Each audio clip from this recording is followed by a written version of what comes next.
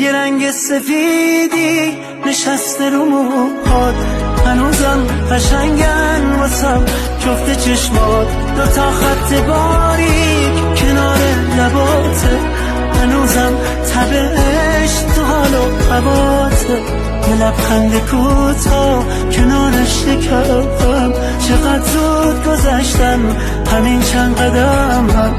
مثل این که دیروز همو دیده بودیم با هم دیگه عشقا به اوجش رسوندیم.